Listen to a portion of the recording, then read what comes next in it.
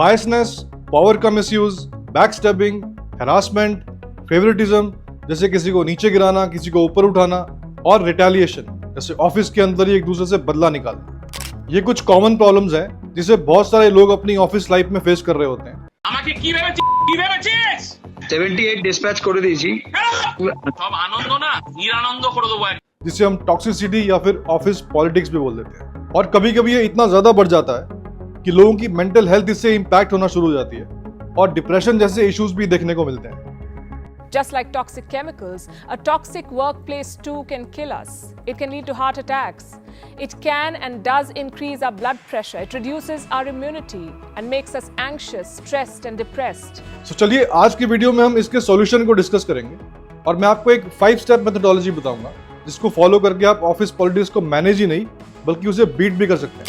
और ये कोई रेगुलर ज्ञान नहीं है जैसे ऑफिस में सबसे प्यार से बात करें, अपने बॉस से बना के रखें। ये बहुत ही स्ट्रेटेजिकल है जिसको हम एक सीक्वेंशियल तरीके से डिस्कस करेंगे, लेकिन इसमें चौथा और पांचवा पॉइंट सबसे ज्यादा इंपॉर्टेंट है। देखिए सबसे पहले तो कुछ बेसिक ह्यूमन साइकोलॉजी समझते हैं। एग्जाम्पल के तौर पे मान लीजिए एक फैमिली में 4 मेंबर्स हैं जिसमें 2 बच्चे हैं। अब उन दोनों बच्चों को सेम तरह की अपब्रिंगिंग मिलती है, फैमिली एटमॉस्फेयर भी सेम, ओवरऑल एनवायरनमेंट भी सेम। उसके बाद भी वो दोनों बच्चे जब बड़े होते हैं तो 2 डिफरेंट इंडिविजुअल बन जाते हैं। सो जब एक घर के अंदर ही ऐसा होगा तो ऑफिस में ऐसा क्यों नहीं हो सकता? एक कंपनी में 1000 लोग काम कर रहे होते हैं, वो अलग अलग बैकग्राउंड से आते हैं, अलग अलग फैमिली एटमॉस्फेयर से, रिलीजन, कल्चर, तो वो सेम तरीके से कैसे सोचेंगे जैसे आप सोचते हैं? और ज्यादातर सभी लोगों को अपने करियर में ग्रो करना है, सैलरी हाइक्स, प्रमोशन, तो उनके तौर तरीके लाइफ में आगे बढ़ने के आपके तौर तरीकों से मेल कैसे खा सकते हैं? सो सबसे पहले तो अपने अंदर ये एक्सेप्टेंस लाना बहुत जरूरी है कि this is how the world works, this is how it is, office politics is inevitable और आप इसे एस्केप नहीं कर सकते।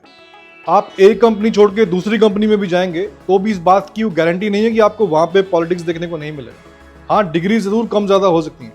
आपको ऐसे बहुत सारे लोग मिलेंगे जो ऐसा बताएंगे कि देखो इंडिया में ही ऐसी प्रॉब्लम है, वेस्टर्न कंट्रीज में ऐसा नहीं है। देखिए मैंने इंडिया में भी जॉब की है, यूरोप में भी और अमेरिका में भी। Let me tell you this is completely wrong. हाँ, ये जरूर है कि हर कंट्री के अपने अपने अलग सोसाइटल और कल्चरल डिफरेंसेस होते हैं, तो लोगों का बातचीत करने का तरीका, सिचुएशन में रिएक्ट करने का तरीका डिफरेंट हो सकता है, लेकिन human nature is the same everywhere. एक बहुत फेमस ऑथर हैं डेल कार्नेगी और उनका एक बहुत ही पॉपुलर कोट है, when dealing with people remember you are not dealing with creatures of logic, you are dealing with creatures of emotions. अब आप में एक्सेप्टेंस तो आ गई, लेकिन आप फिर भी ऑफिस तो डेली जा रहे हैं और आपको कोई ना कोई कॉन्फ्लिक्ट फिर भी देखने को मिल रहा है, तो आप क्या करेंगे? देखिए 30 to 40% इश्यूज जो हैं वो सिर्फ मिसअंडरस्टैंडिंग और मिसकम्युनिकेशन के बेस पे ही होते हैं। और कभी कभी तो ये सिर्फ मिसकंसेप्शंस ही होती हैं। हम अपने दिमाग में ऐसा सोच लेते हैं कि उसने ऐसा बोल दिया होगा, वो अपने दिमाग में सोच लेता है कि कहीं हमने ऐसा तो नहीं कर दिया। इसीलिए कॉन्वर्सेशन इनिशिएट करें, चाहे वो आपका पीयर ग्रुप हो या आपकी मैनेजमेंट भी क्यों ना हो। आपको बात करके ही बहुत सारे इश्यूज का सोल्यूशन मिल जाएगा, इसलिए बात करें, पहले ही झटके में रेबल ना बन जाएं। और जब आप बात करेंगे तो कोलैबोरेट करने की कोशिश भी करें, सामने वाले को अपनी हेल्प ऑफर करें कि मैं आपकी इस प्रोजेक्ट में हेल्प कर दूंगा, मैं आपके साथ बैठ के पावर पॉइंट डिजाइन करवा दूंगा, वगैरह वगैरह। अब आपने कई बार बात कर ली, सॉल्यूशन निकालने की कोशिश करी, एक कॉमन ग्राउंड तक पहुंचने की कोशिश करी, लेकिन फिर भी बात नहीं बन पाई, तो आप क्या करेंगे? ये स्टेज सबसे ज्यादा क्रिटिकल है क्योंकि जो लोग पहली स्टेज में रेबल नहीं बनते वो कभी कभी यहाँ पे आके रेबल बन जाते हैं और यहाँ पे इमोशनल इंटेलिजेंस का बहुत इंपॉर्टेंट रोल हो जाता है, जिसको मैं वीडियो में आगे डिस्कस करूंगा। यहाँ पे आपके पास 2 ऑप्शंस हैं। सो अगर आप लंबे टाइम तक जॉब नहीं करना चाहते, आपको जॉब छूटने का डर नहीं है, सो आप रेबल बन के देख सकते हैं, लेकिन फिर आपको उसके कॉन्सिक्वेंसेस के लिए भी तैयार रहना पड़ेगा। लेकिन अगर आपको लंबे टाइम तक जॉब करनी है, कंपनी में ग्रो करना है, तो आप जितना ज़्यादा रेबल बनेंगे, जितना ज़्यादा कॉन्फ्रंटेशनल मोड में आएंगे, लड़ाई करेंगे, उतना आप ही का नुकसान होगा। हो सकता है कि आपको ऐसा लगे कि मैं आपको वीक बनने की हिदायत दे रहा हूँ, लेकिन ऐसा नहीं है। देखिए आपको एक चीज़ समझनी पड़ेगी कि जॉब कल्चर फ्रीलांसिंग की तरह नहीं होता, और जैसे आप अपने खुद के बिजनेस में एक्ट करते हैं, वहाँ पे आप खुद के CEO हैं, आप ओनर हैं, वैसे आप जॉब कल्चर में एक्ट नहीं कर सकते। जॉब कल्चर या कॉर्पोरेट एनवायरनमेंट हमारे इंडिपेंडेंस की लड़ाई जैसा नहीं है और वहाँ पे हम रेवोल्यूशनरी बन के जीत नहीं सकते। और यहाँ पे बात सिर्फ जीत या हार की ही नहीं है, आप जितना ज़्यादा कॉन्फ्रंटेशन करेंगे उससे आपका भी नुकसान होगा और आपकी भी बदनामी होगी, वर्ड ऑफ माउथ फैलेगा और 4 लोगों तक आपका भी नाम पहुंचेगा। और मोस्ट इंपॉर्टेंटली जिसके पास पावर होती है उसका हमेशा एक अपर हैंड रहता ही है। तो आप कितनी बार लड़ाई कर लेंगे, किस हद तक लड़ाई कर लेंगे, आप ये हर दिन की कॉन्फ्रंटेशन से खुद भी खुश नहीं रह पाएंगे। आपका सुबह उठ के ऑफिस जाने का मन नहीं करेगा, आप हमेशा हैरान परेशान रहेंगे और आपके काम पे भी इसका इम्पैक्ट पड़ेगा। अब आप सोचेंगे कि फिर सॉल्यूशन क्या है। रेबल नहीं बनना है क्योंकि हमें जॉब करनी है, जॉब हमारे लिए बहुत ज़रूरी है, लेकिन जहाँ पे हम जॉब कर रहे हैं वहाँ पे हमसे रहा भी नहीं जाता, बहुत ख़राब माहौल है, टॉक्सिसिटी बहुत ज़्यादा फैल चुकी है, काम नहीं हो पाता, तो फिर क्या करें? वहाँ बैठे रहे और हमेशा सहन करते रहे?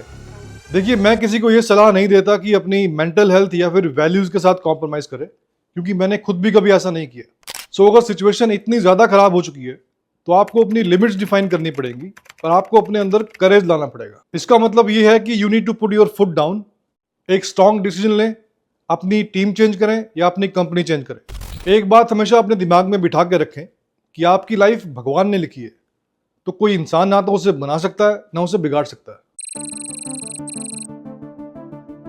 अब आपने सॉल्यूशंस ढूंढ लिए और आप ऑफिस जाके रेगुलरली अपना काम कर रहे हैं। आप अच्छा काम कर रहे होंगे, इनिशिएटिव्स लेंगे, सक्सेसफुल होने लगेंगे तो लोग आपसे जलना शुरू हो जाएंगे। आप अपना काम इज्जत से भी कर रहे होंगे, तब भी कुछ नेगेटिव लोगों को उससे प्रॉब्लम जरूर होगी, but don't worry about them, वो उनकी प्रॉब्लम है, आपकी नहीं। लेकिन होता क्या है कि ये लोग अपनी फ्रस्ट्रेशन निकालने के लिए जगह जगह जाएंगे और लोगों के कान भरना शुरू कर देंगे आपके लिए। आपकी मैनेजमेंट को भी किसी ना किसी तरीके से इन्फ्लुएंस करने की कोशिश करेंगे ताकि वो आपके अगेंस्ट हो जाए। ऐसी सिचुएशन में आपको अपने काम पे फोकस रखना है और गलतियां नहीं करनी, क्योंकि 10 लोग बैठे होंगे आप पे अपनी नजर गाड़े, और अगर आपने एक भी गलती की तो आपको नीचे खींचने में कोई कसर नहीं छोड़ेंगे। गलतियां ना करना तो एक बात है, लेकिन उससे ज्यादा जरूरी है कि अगर आपके डिपार्टमेंट में 100 लोग हैं तो आप में कुछ तो ऐसा डिस्टिंग्विशिंग फैक्टर होना चाहिए, यानी आपको कोई तो ऐसा काम आता हो जो बाकी 98 लोगों को ना आता हो। आपको अपनी टीम को और अपनी मैनेजमेंट को अपने ऊपर डिपेंडेंट बनाना होगा और धीरे धीरे अपनी नॉलेज गेन करते रहें, कंटिन्यूड लर्निंग पे ध्यान दें और अपने काम में मास्टरी गेन करते रहें। And let me tell you, management बेवकूफ नहीं होती। अगर कोई बार बार जाके उनके कान भी भर रहा है तो भी एटलीस्ट 80% मैनेजर्स तो ऐसे होते हैं जिनको सिर्फ और सिर्फ काम से मतलब होता है। वो उन सब लोगों की बातें तो सुन लेंगे, लेकिन फिर भी आपको अपनी टीम से नहीं निकालेंगे, क्योंकि आपका उनकी टीम में होने से उनका खुद का फायदा है, कंपनी का फायदा है और आपके प्रोजेक्ट का फायदा है। और सिर्फ अपने काम में मास्टरी अटेन करना ही काफी नहीं है, आपको अपने काम को मार्केट करना भी आना चाहिए, नहीं तो आप काम करते रहेंगे और लोग बैठे होंगे उसका क्रेडिट खाने के लिए। कई लोग ये बोलते हैं कि देखिए, मैं तो अपने बॉस के लिए बहुत कमिटेड हूं और मेरे लिए तो सिर्फ वही मैटर करते हैं। देखिए, अगर आप बहुत ज़्यादा पॉलिटिकल एनवायरनमेंट में काम करते हैं तो ये चीज़ आपको ज़्यादा हेल्प नहीं करेगी। आपकी विजिबिलिटी सिर्फ आपके इमीडिएट बॉस तक सीमित नहीं रहनी चाहिए। इसका मतलब ये भी नहीं है कि आप अपने सुपर बॉस के पास जा जाके अपने बॉस की हमेशा बुराइयां करते रहेंगे और चूलियां लगाते रहेंगे, क्योंकि आपके सुपर बॉस बेवकूफ़ नहीं है। उनके पास भी 10, 15, 20 साल का एक्सपीरियंस है, तो वो एकदम पकड़ लेंगे कि आप क्या करना चाह रहे हैं, इसीलिए वो आपके सुपर बॉस हैं।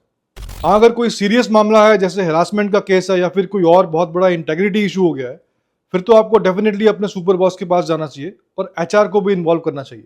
लेकिन रेगुलर केसेस में आपको अपनी विजिबिलिटी बनानी चाहिए एक्स्ट्रा करिकुलर एक्टिविटीज में पार्ट लेके, जैसे कोई इवेंट ऑर्गेनाइज कर दिया, टाउन हाउस को होस्ट कर दिया, वगैरह वगैरह। इससे ये फायदा होगा कि आपका फेस और आपका नाम टॉप लीडरशिप की जहन में रहेगा। तो अगर कल को आप किसी कॉम्प्लेक्स सिचुएशन में भी फंस जाते हैं, आपके बॉस के साथ आपकी नहीं बन पाती, वो आपको टीम से या कंपनी से बाहर निकालना चाह रहा है, तो वो जो भी फीडबैक देगा एचआर को या टॉप लीडरशिप को, वो वैसी की वैसी उस फीडबैक को मान लेंगे। वो एक तरफ की स्टोरी सुन के ही अपना डिसीजन ले लेंगे, क्योंकि ना तो वो आपको जानते हैं ना आपको पहचानते हैं। ये एक बहुत ही सेंसिटिव मामला है और इसलिए मैं एक बार दोबारा यहाँ पे बोल रहा हूँ कि आपको सिर्फ अच्छे और प्रोडक्टिव काम करके ही अपनी विजिबिलिटी बढ़ानी है। अगर आप बार बार अपने बॉस की जाके बुराई करेंगे ऊपर, तो ये लेटर ऑन आप पे बैकफायर करेगा। और विजिबिलिटी बढ़ाने का एक और तरीका है नेटवर्किंग। अलग अलग लोगों से मिलें, अपना सर्कल इंक्रीज करें और रिलेशनशिप बिल्डिंग पे ध्यान दें। Last but not the least, ये है सबसे इंपॉर्टेंट फैक्टर, क्योंकि कॉर्पोरेट सेक्टर में या फिर आपकी जॉब लाइफ में EQ matters more than IQ, यानी आपका इमोशनल क्वोशेंट आपके इंटेलिजेंस क्वोशेंट से ज़्यादा ज़रूरी है। इसका मतलब ये है कि ज़रूरी नहीं है कि आपके अंदर जो चल रहा है वो बाहर आपके चेहरे पे भी दिखना शुरू हो जाए। इसलिए इजीली रिएक्टिव मत बने और थोड़ी डिप्लोमेसी भी सीखें। टैंट्रम्स, इमोशनल आउटबर्स्ट और मेल्टडाउन, इन सभी चीज़ों से बचें। और ये सिर्फ बच्चों तक ही सीमित नहीं है, आपको अपने आसपास ऐसे बहुत सारे लोग दिख जाएंगे मिडिल एज के भी, जो अपने इमोशंस को कंट्रोल नहीं कर पाते। इसमें एक और इम्पॉर्टेंट चीज़ है कि अपने घर को ऑफिस ना लेके जाएं और अपने ऑफिस को घर पे ना लेके आएं। ये सब चीज़ें रातों रात नहीं आती और कभी कभी तो बहुत साल लग जाते हैं सब सीखते सीखते, लेकिन जितना हो सकता है उतना ट्राई करें और इमोशनली स्ट्रांग बनने की कोशिश करें। मैं अपने आगे आने वाले वीडियोस में इसके बारे में और डिटेल में बात करूंगा। मैं यहाँ पे इमोशनली स्ट्रांग होने के लिए क्यों कह रहा हूँ, क्योंकि कभी कभी हम लोग इमोशनली वल्नरेबल होते हैं और अपने दिल की बातें शेयर करना शुरू कर देते हैं अपना दिल हल्का करने के लिए। उसमें कभी कभी हम अपने पीयर ग्रुप की बुराई करना शुरू कर देते हैं, कभी बॉस की चुगली लगा देते हैं। तो इन सब चीज़ों से आपको बचना पड़ेगा।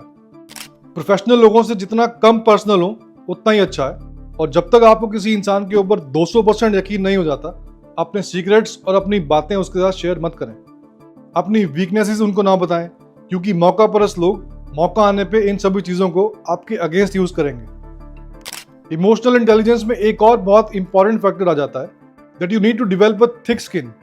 इसका मतलब ये है कि ओवर सेंसिटिव ना बने और ऑफिस में होने वाली हर एक बात को अपने दिल के साथ ना लगाएं। इसका एक बहुत अच्छा एग्जाम्पल है हमारे पॉलिटिशियंस। आप देखिए, इनको रोजमर्रा की लाइफ में कितनी गालियां पड़ती हैं, उसके बावजूद भी ये लोग नेक्स्ट डे किसी इंटरव्यू में जाते हैं, किसी रैली में जाते हैं और हजारों लोगों को एड्रेस करते हैं चेहरे पे स्माइल रख के। सो जिस इंसान में थिक स्किन नहीं है वो तो कभी पॉलिटिशियन बन ही नहीं सकता। इसीलिए कॉर्पोरेट लाइफ में भी थिक स्किन डेवलप करना बहुत जरूरी है। अब आते हैं इसके कंक्लूजन पे। क्या हमें कॉर्पोरेट सेक्टर में सरवाइव करने के लिए या अपनी जॉब में ग्रो करने के लिए पॉलिटिक्स करने की ज़रूरत है? देखिए, कुछ लोगों की नेचर में ही ये चीज़ होती है। सो अगर मैं यहाँ से बोल भी दूंगा कि हाँ पॉलिटिक्स करने की ज़रूरत है, वो फिर भी नहीं करेंगे। वहीं कुछ लोगों की नेचर में ही होता है कि वो लाइफ की हर सिचुएशन में दाव पेच लगाना शुरू कर देंगे। तो मैं यहाँ से कुछ भी बोल दूँ उससे फ़र्क नहीं पड़ेगा, वो पॉलिटिक्स करेंगे ही करेंगे।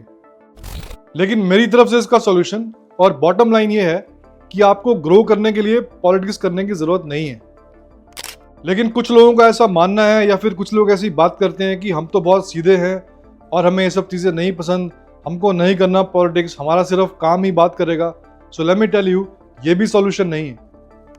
आपको एटलीस्ट पॉलिटिकली सेवी होने की ज़रूरत है, जिसको आप पॉलिटिकल इंटेलिजेंस भी बोल सकते हैं। इसका मतलब ये है कि आपको खुद से पॉलिटिक्स करने की ज़रूरत नहीं है, लेकिन आपको एटलीस्ट ये ज़रूर पता होना चाहिए कि आपके आसपास क्या पॉलिटिक्स हो रहा है। इसको और अच्छे से समझने के लिए एक एग्जाम्पल के साथ डिस्कस करते हैं। मान लीजिए आप हाईवे पे गाड़ी चला रहे हैं, आप एक लॉ अबाइडिंग सिटीजन है और आप कोई गलती नहीं कर रहे, आप बिल्कुल सही तरीके से अपनी गाड़ी चला रहे हैं। क्या इस बात की गारंटी है कि आप पे एक्सीडेंट नहीं हो सकता? क्योंकि आप अच्छे से गाड़ी चला रहे हैं, लेकिन आपके पीछे वाला नहीं चला रहा, आपके साइड वाला नहीं चला रहा। सो चाहे आपकी गलती हो या ना हो, आपके पीछे वाले की या आपके साइड वाले की गलती की वजह से आपका एक्सीडेंट हो सकता है। And this is how life works. Corporate life भी इसी तरीके से ही चलती है। तो आपका खुद का पॉलिटिक्स करना ज़रूरी नहीं है, लेकिन आपके आसपास जो भी इवेंट्स हो रहे हैं आपका उनको लेके अटेंटिव होना बहुत ज़रूरी है। सो मैं उम्मीद करता हूँ कि इस 5 स्टेप्स टेक्निक को अगर आप इन टोटलिटी यूज़ करें तो आपको ज़रूर आपके वर्क लाइफ में कुछ बेनिफिट मिलेगा।